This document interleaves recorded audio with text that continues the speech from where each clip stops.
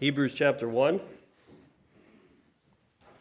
I'll read the entire chapter. Verse 1. God, who at sundry times and in divers manners spake in time past unto the fathers by the prophets, hath in these last days spoken unto us by his Son, whom he hath appointed heir of all things, by whom also he made the worlds, who being the brightness of his glory and the express image of his person, and upholding all things by the word of his power, when he had himself to purge our sin, sat down on the right hand of the majesty on high, being made so much better than the angels, as he hath by inheritance obtained a more excellent name than they. For unto which of the angels said he at any time, Thou art my son, this day I have begotten thee. And again, I will be to him a father, and he shall be to me a son. And again, when he bringeth in the first begotten into the world, he saith, And let the angels of God worship him. And of the angels he saith, Who maketh his angels spirits, and his ministers a flame of fire? But unto the Son he saith, Thy throne, O God, is forever and ever. A scepter of righteousness is the scepter of thy kingdom. Thou hast loved righteousness and hated iniquity. Therefore God, even thy God, hath anointed thee with the oil of gladness above thy fellows. And thou, Lord, in the beginning hast laid the foundation of the earth, and the heavens are the work of thine hands. They shall perish, but thou remainest, and they all shall wax old, as doth a garment. And as a vesture thou shalt fold them up, and they shall be changed. But thou art the same, and thy years shall not fail. But to which of the angels said he at any time, Sit on my right hand, until I make thine enemies thy footstool? Are they not all ministering spirits sent forth to minister for them who shall be heirs of salvation? You may be seated.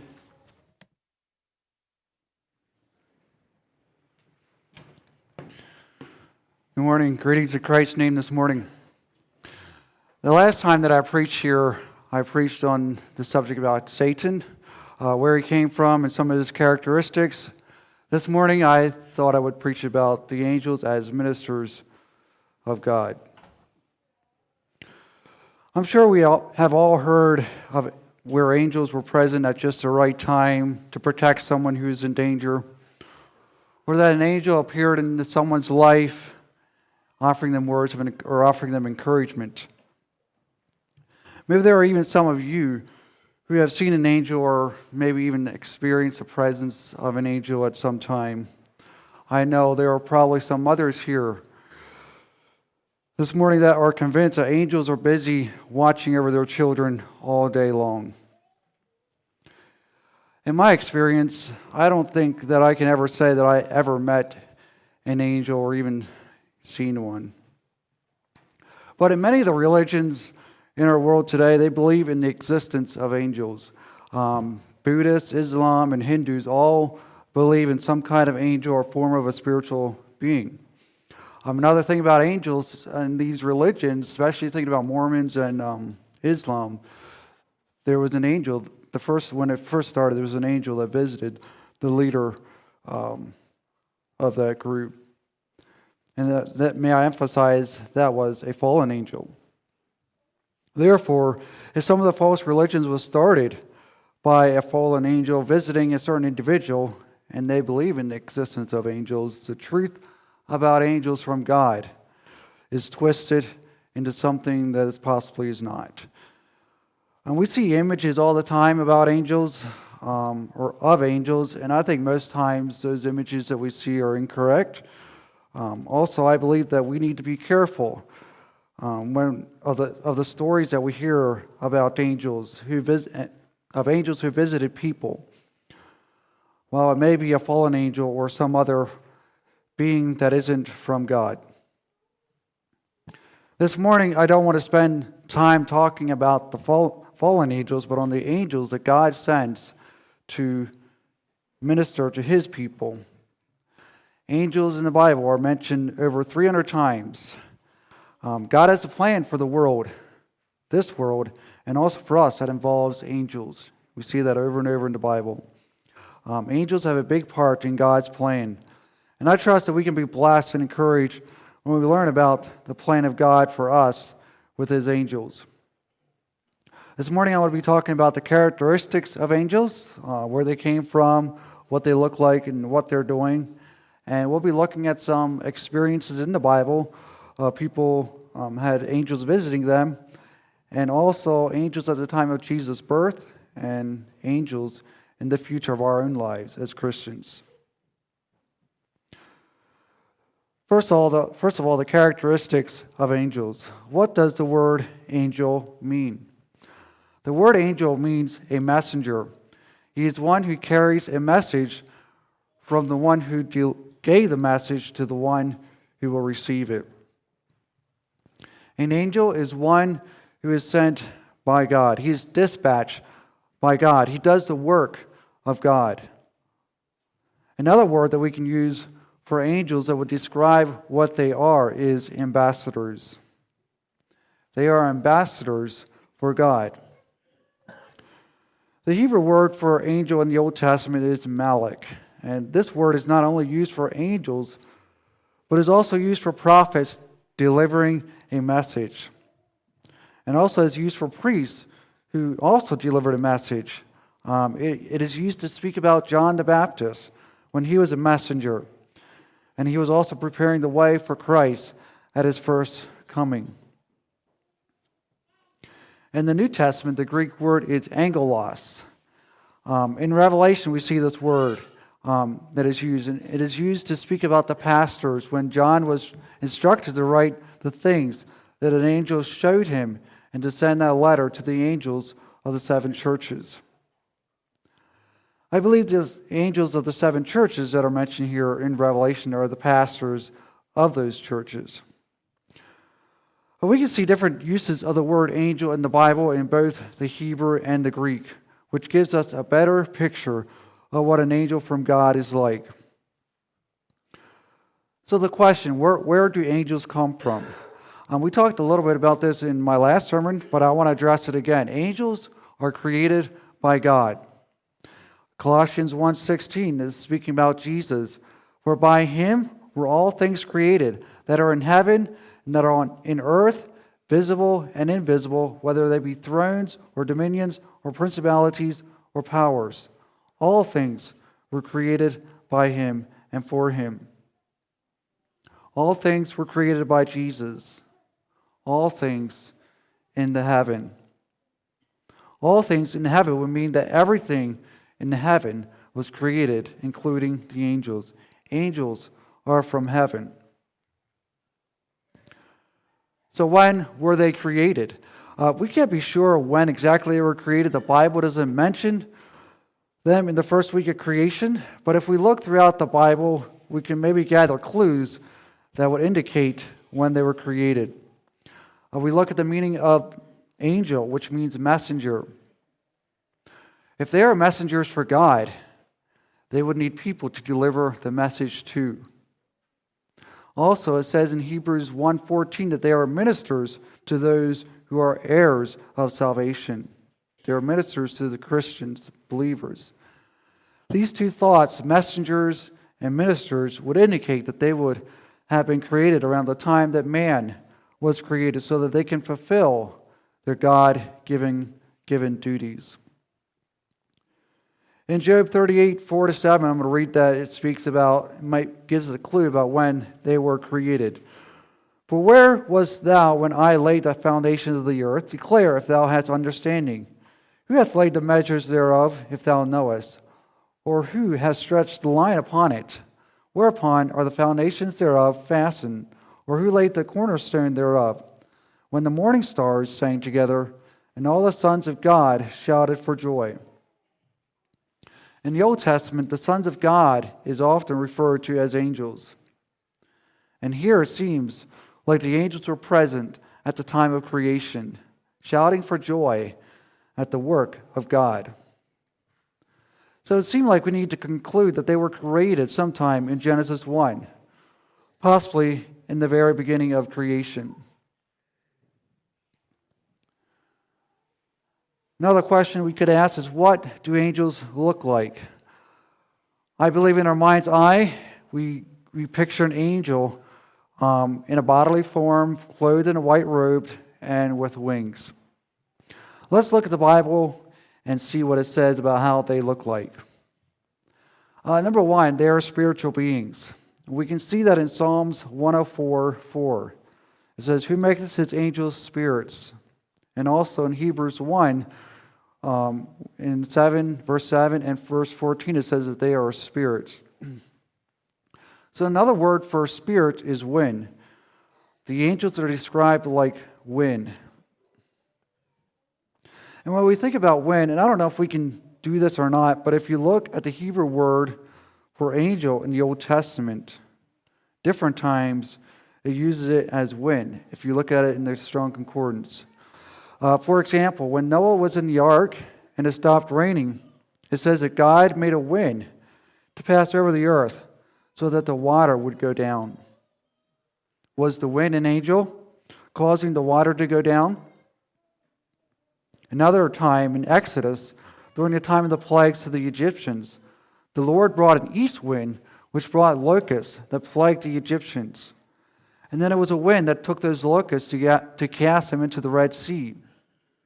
Was that wind an angel which brought the locusts and also took them away? And another time when the children of Israel were crossing the Red Sea, there was a wind that parted the sea and made a dry path for them to cross. And also the wind covered the Egyptian army with water. There again, was that an angel? He was responsible for that because he was sent by God. And another time is when the children of Israel had quail to eat. The wind was what brought the quail in.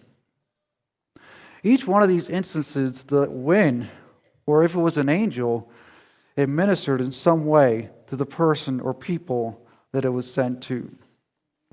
And maybe that's reading into the Bible too much, but I thought it was something that was interesting when I looked up the word angel in the concordance. It's maybe something to think about. In the Bible, it mentions over 100 appearances of angels to people. Still think about what do angels look like. To some people, they appear as ordinary men, like it says in Hebrews 13:2. Be not forgetful to entertain strangers, for thereby some have entertained angels unawares. And I think this could be talking about the time in Abraham's life when there was 3 men who came to Abraham before the destruction of Sodom and Gomorrah. The one being God who came in the flesh, and the other 2 were angels. If you look at that chapter, it doesn't appear that Abraham knew who they were right away. But he was very hospitable to them in his greeting. He bowed down to them, and I think that was a custom in those days to bow down as a greeting. And he also served them food. When an angel appeared to Joshua, later on in Joshua, it seems that Joshua didn't know that he was an angel. If you remember, right before they went into Jericho, an angel of the Lord came to Joshua. And it seemed like Joshua didn't know that he was an angel until the angel identified himself as the captain of the host of the Lord.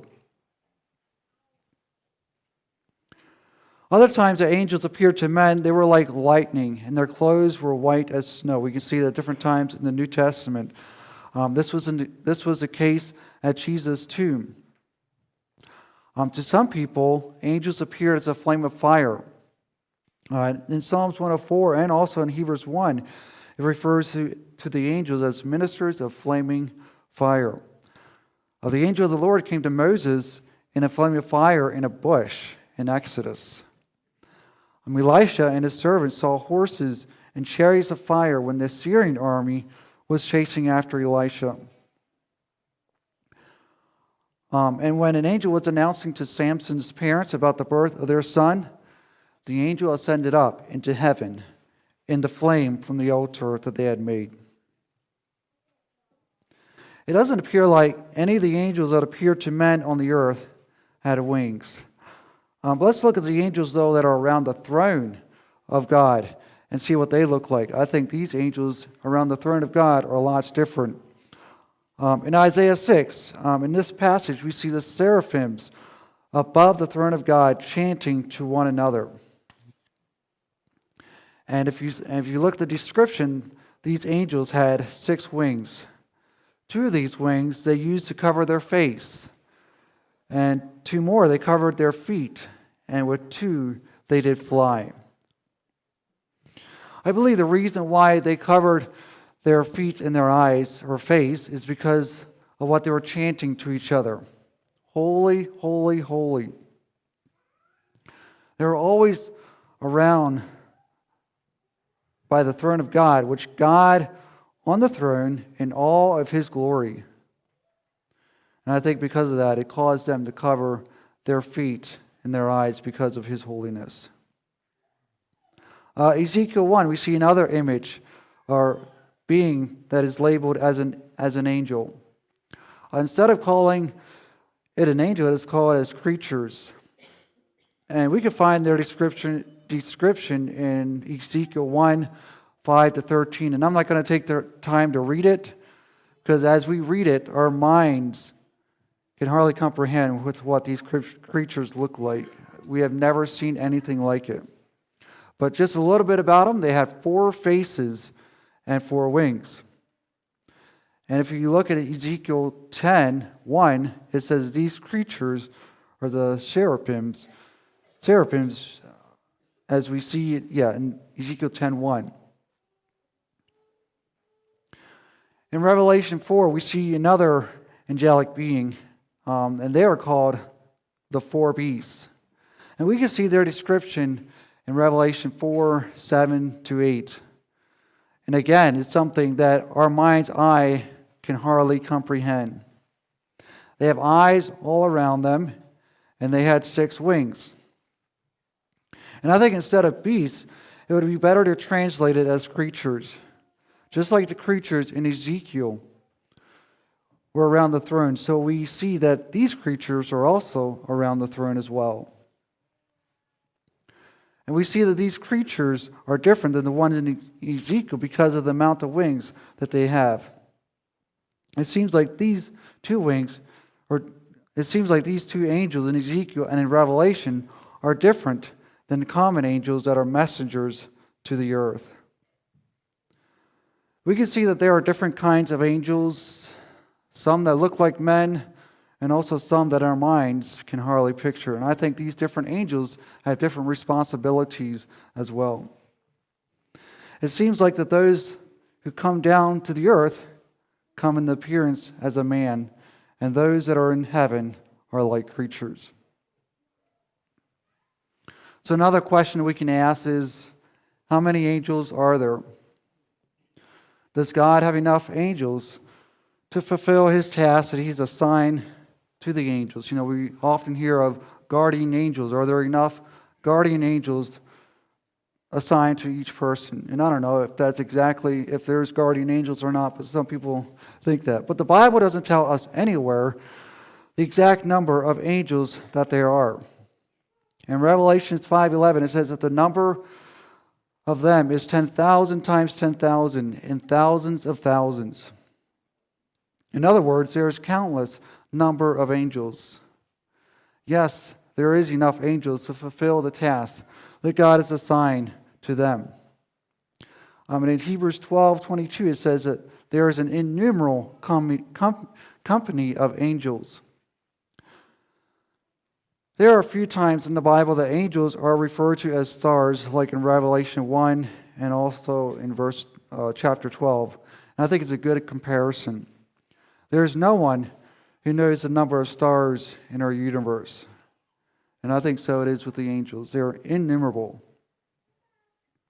There's the same number of angels today as there was in the first day of creation. Angels never die. They will always exist. And also, in the state that they are in, they do not reproduce through marriage and birth. Matthew 22, 23 to 33, we can see that the Sadducees, who didn't believe in the resurrection, came to Jesus questioning with him with what happens to the wife if her husband dies and she remarries to his brother and he dies, and this cycle happens all the way down to the last brother. Through that conversation, Jesus says that in the resurrection, the brothers, these people, they neither marry nor are given in marriage. But then it says, but are as the angels. They're like the angels. One purpose for marriage is to replenish the earth. And here we see that angels don't marry neither do they reproduce. So that there's the same number of angels since the creation. There are no new angels, neither do they die away. There are enough angels to fulfill the task that God has assigned to them, which is very many. Let's look at the strength of the angels. Angels, in comparison to us as humans, have great strength. But compared to God, their strength is limited. It took one angel to wipe out the Assyrian army of 185,000 men in 2 Kings 19. One angel was able to roll away a massive stone at Jesus' tomb. An angel was also able to loose Peter from his 2 chains that bound him, while he was being guarded by 2 soldiers, one on each side of him, and then lead him out of prison through prison gates and everything. It would take one angel to bind up the dragon, which is Satan, and cast him into the bottomless pit, as we see in Revelation 20. We can definitely see that the angels that God sends out are very strong. But they also are limited in their strength in some areas. I believe that we can see that they are not omnipresent. They cannot be everywhere at once. In John 1:51, as we see the angels ascending and descending upon the Son of Man. And while I'm not exactly sure what all that means, but noticing that they need to go up and down means that they are not present everywhere at one time. Also, these angels need to be sent from heaven to be in the presence of the person that they were given or were to give a message to, instead of being able to give the message to them while they stayed in heaven. They cannot be everywhere at once. Also, the way they're limited in some areas is they are not omniscient. They don't know everything. One thing that they do not know is the time of the second coming. Matthew 24:36, it says, "But of that day and hour knoweth no man, no, not the angels of heaven, but my Father only." If we look in Revelation, the angels are involved a great deal in the second coming, but yet they don't know when Jesus is coming back again. Another thing that they don't know about is the grace of God in their life. 1 Peter 1:12, it says the angels desire to look into the gospel that is preached. 1 Corinthians 4:9, it says we as a church are a spectacle to the angels when they see the humility in our lives as a result of salvation. And Ephesians 3:10, it says the church are the ones who are teaching the angels the manifold wisdom of God. The angels are students studying about salvation.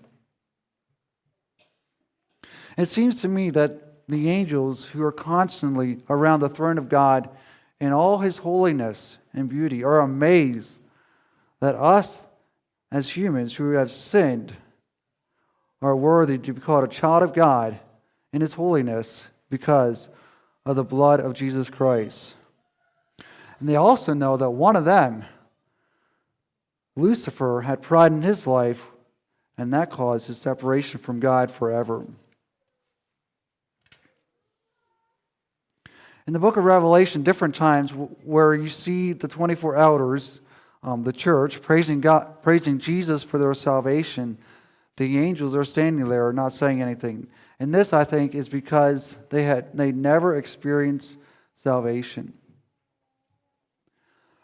While the angels can't experience salvation, in Luke 15 it says that they have joy when they see a sinner repent. Did you ever wonder why Jesus' death and resurrection couldn't redeem the angels that are lost? Why do they not have a chance? Hebrews 2:14-16 tells us why. "For as much then as the children are partakers of flesh and blood, He also Himself likewise took part of the same. And this is talking about Jesus. That through death he might destroy him that had power of death, that is the devil, and deliver them who through fear of death were all their lifetime subject to bondage. For verily he took not on him the nature of angels, but he took on him the seed of Abraham. The reason that salvation isn't available for the angels is because Jesus didn't become a man or become an angel. He became as a man, partaker of flesh and blood. Therefore, salvation is made available for us. And still talking about angels and their limited strength. In Daniel 10, when Daniel was fasting and mourning for 3 weeks for his people, there was an angel trying to get to Daniel to give him a message, but he was withheld by the prince of Persia, or a fallen angel, and he couldn't get through to Daniel until Michael came to help him. While these angels are mighty, they are also limited in their strength. So let's look at the tasks that the angels are responsible to do. What are they responsible to do in everyday life? Are they responsible in our life today? I think they are. But one thing that we need to think about when we think about angels is, we read in Hebrews 1 here, that they are ministers to those who are heirs of salvation. God doesn't dispatch his angels to those who are an unbeliever. And not every angel story that we hear or read about, I think, is from God. God sends his angels to minister to those who will be heirs of salvation. And is it possible maybe he'll send an angel to an unbeliever to help them become saved? I don't know. But the Hebrews says that God sends his angels to ministers to those who are heirs of salvation. One thing that they're responsible to do is to deliver messages to people.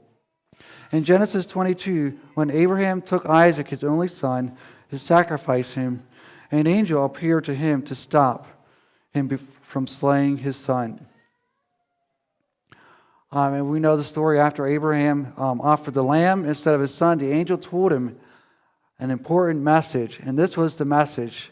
It says, "By myself have I sworn, saith the Lord, for because thou hast done this thing, and hast not withheld thy son, thine only son, that in blessing I will bless thee, and in multiplying I will multiply thy seed as the stars of the heaven, and as the sand which is upon the seashore. And thy seed shall possess the gate of his enemies, and in thy seed shall all the nations of the earth be blessed, because thou hast obeyed my voice." Well, this message that the angel gave to Abraham that day gives us insight in God's plan for Abraham's seed, and how he will multiply them in great number, even though all the nations around them vanish away, and how they will possess the gate of their enemies, or how they will have control over their enemies, and also how the nations of the earth will be blessed because of them. And this was a message sent from God to Abraham through an angel. We see another messenger sent from God to Manoah and his wife, the parents of Samson. Samson's parents weren't able to have children, and an angel came down to give them a message with instructions. In Judges 13:3-5, we can read that message. "Behold now, thou art barren, and bearest not, but thou shalt conceive and bear a son. Now therefore beware, I pray thee, and drink not wine, nor strong drink, and eat not any unclean thing. For lo, thou shalt conceive and bear a son, and no razor shall come on his head, for the child shall be a Nazarite unto God from the womb. And he shall begin to deliver Israel out of the hand of the Philistines." The parents were able to know the purpose that God had for their son. What was the purpose? To deliver Israel out of the hand of the Philistines. The angel also gave them instructions for the child because he was a Nazarite. Another messenger that we see in the life of Daniel. Daniel received a couple messages from the Lord that were given to him by angels. Daniel 9, Gabriel, who is an angel, came to Daniel to tell him about the future of his people, Israel, and also Jerusalem. He told them that it would take 70 weeks for the transgression and the sins of the people to come to an end, and also to bring in everlasting righteousness to the people and also to their city. And then in the next chapter, Daniel 10, we see an angel, which I believe is Gabriel, continue on to Daniel his message from God, what will happen to the Jews from the time of Daniel all the way up to the reign of Christ on the earth. At the time of Jesus' birth, there were different angels that were present on earth to give messages to different people. Zacharias received a message from an angel that him and his wife will bear a son who will prepare the way for Jesus to come to the earth at his first coming. Also, an angel appeared to Mary to announce to her who her baby is, and that he is the one who is the Savior of the world, and one who will reign over the house of Jacob forever. We can see that an angel came to the shepherds to tell them the birth of Jesus. The book of Revelation, the whole book, is a message that was from God, given to an angel to deliver to John, who was on the Isle of Patmos. If these angels hadn't given the messages to these people, there would be many things that we wouldn't know. We wouldn't know the promises to the nation of Israel, and also God's plan for them. We wouldn't know the purposes of the babies who were born. Samson and John the Baptist and Jesus. And we wouldn't know that God's plan for the end of the world. But for the angels, they came and brought messages to certain people so that they can know, and we as well. Another activity that angels are involved in doing is worshiping God. In different places in the Bible, we see the angels worshiping God, and which I believe is one of their responsibilities. In Job 38, they are praising God over his creation. In Isaiah 6, like I said, they are praising him for his holiness. In Luke 2, at the time of the shepherds, they are praising him for the birth of his son. And then in Revelation 4 and 5, we see them praising him for his holiness and for his creation. And then also in Revelation 5, we see that God has a book in his hand, which is a title deed to the earth. And if you read that chapter, you see that there's no one able to open that book. But then John is told that the Lion of the tribe of Judah is the only one who could open it, which led to worship by the 24 elders and also the angels. So why do these angels worship God? If we look at each one of these times where they worship, they are worshiping God because of the truth about who God is. They worship God in spirit and in truth, like it says in John, when Jesus was talking to the woman at the well. There are different times in Revelation that John was worshiping an angel, but the angel told him that he was not to be one to worship, but pointed him to worship God. And we can see that in Hebrews 1. Jesus is greater than the angels. The way that the angels worship God in spirit and in truth is also a way that we need to be drawn to worship. When we learn a truth about God and his word and about who he is, it should draw our hearts to worship him. Another purpose for angels is to strengthen believers. God used an angel to strengthen Elijah. After Elijah's contest on Mount Carmel to see who was the true God of Israel, between him and the prophets of Baal, Jezebel, the queen, wanted to kill Elijah. And this, of course, brought discouragement for Elijah, and as he was running and hiding for his life. And while he's hiding, an angel brought him food for him to eat so that he can regain his strength. He was strengthened by an angel. Jesus was strengthened by angels different times in his life. When Jesus was in the wilderness fasting for 40 days and nights, after he was tempted, angels came to him and ministered to him. Also, right before his death, when he was on the Mount of Olives, before his arrest, there was an angel present with him, strengthening him, so that he could go through the sufferings that he did. I believe God can use angels to strengthen us today when we are discouraged or without strength. Another purpose for angels and their duties today is to protect his people. God uses angels to protect us. And we can see the first time in Genesis where God used an angel to protect mankind in chapter 3. God sent Adam and Eve out of the Garden of Eden, and he was at the entrance of the garden. It was an angel. That angel was placed there to keep man from the tree of life, protect us. This was done so that mankind would not be forever lost in a sinful state, so that a Savior can come to redeem men from their sinful condition.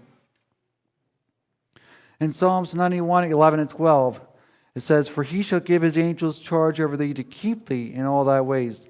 They shall bear thee up in their hands, lest thou dash thy foot against a stone." And also Psalms 34, 7, it says, "The angel of the Lord encampeth round about them that fear him, and delivereth them." We can see also in Joseph and Mary's life, after Jesus was born, that an angel warned Joseph in a dream to flee with their baby because Herod wanted to destroy the baby. God sending his messengers or his angels for protection. Another thing that an angel does, I think, today is that he carries a believer at the time of death to heaven. There are times that we hear when people are dying, they see angels or that they hear the angels. And I think there could be a reason for that. The angels are present to carry the believer's soul to heaven. If we look at Luke 16, I think we can see that. That is what happened there. And this is the story of Lazarus the beggar and the rich man when they both died. I'm going to read verses 19 to 23 in Luke 16. "There was a certain rich man which was clothed in purple and fine linen, and fared sumptuously every day. And there was a certain beggar named Lazarus, which was laid at his gate full of sores, and desiring to be fed with the crumbs which fell from the rich man's table. Moreover, the dogs came to lick his sores. And it came to pass that the beggar died, and was carried by the angels into Abraham's bosom. The rich man also died and was buried. And in how he lifted up his eyes, being in torment, and seeth Abraham afar off, and Lazarus in his bosom." Did you notice the difference between the two when they died? What happened to the rich man when he died? It just says that he was buried. What about Lazarus when he died? It says that he was carried by the angels to Abraham's bosom. It appears that when we die, God instructs his angels to go and carry his children to heaven, so that we don't need to go alone.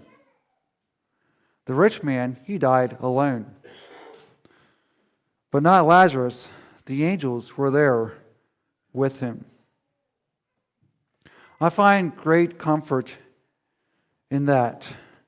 We may think that death is something that is scary and is something that we don't look forward to, and when we think about death itself, but there is a difference from an unbeliever to a believer, that God is with us the whole way through. And we think about Psalms 23, "For though I walk not in the valley of the shadow of death, thou art with me."